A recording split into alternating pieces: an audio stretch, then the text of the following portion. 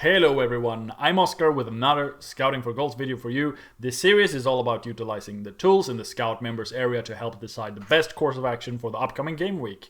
Thanks for sending in your Twitter questions. You've been asking about who to sell for Jota and if Lingard is a sell for someone like Foden.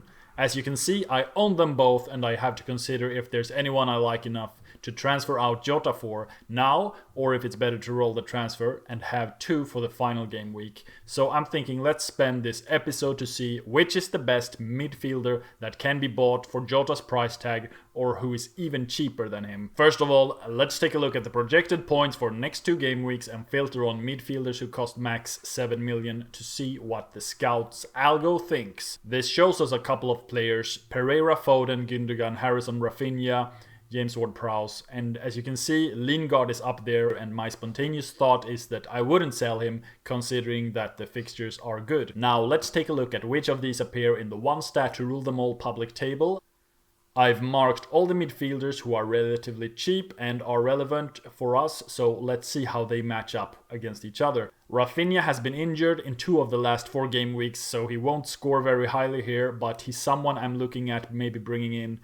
But first, let's see the last 4 game weeks and let's sort by big chances first. Willock is first with 3 and he has also scored 3 goals. If we sort by chances created, I like Pereira the most out of this bunch, but let's also take a note of Traore, who has 11 shots inside the box and 6 on target as well as an assist. If we sort on shots on target, we can see that Greenwood is doing great as well with only 3 starts. Mount is also doing well and has a good expected goal involvement just like Greenwood. Let's narrow down the list now to the ones that stood out in terms of these stats to give us a better overview. Willock has only had 2 starts in the last 4 weeks, but he is on a really hot streak and has 2 great fixtures left.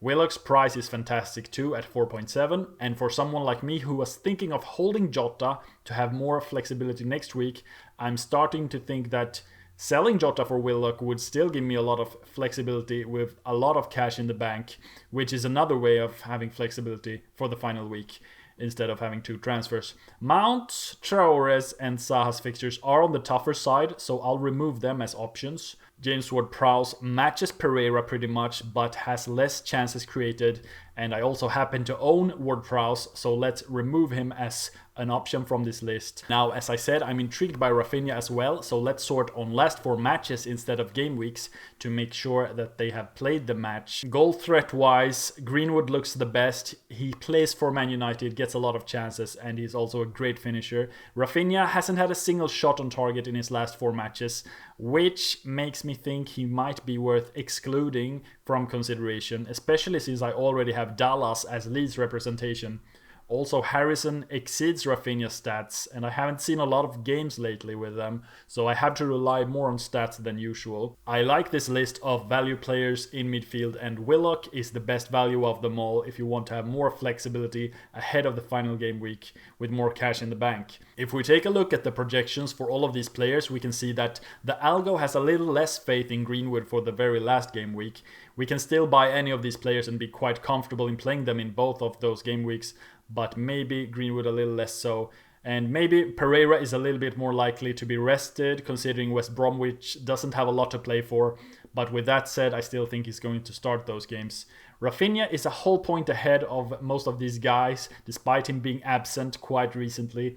And 1 point can be quite huge in the last game week of the season when it comes to winning those mini leagues. The fact that Pereira is on pens would normally have been a nice tiebreaker, but Pereira also plays against teams where I have players from, which I don't think is optimal.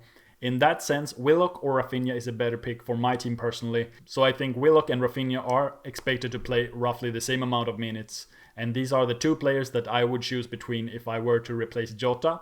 And since it's such a close decision, why not go for Willock, who is 0.8 million cheaper? Thanks for watching. I hope this will help you claim that number 1 spot in your mini league, and subscribe to the YouTube channel for more content like this, and I'll see you around.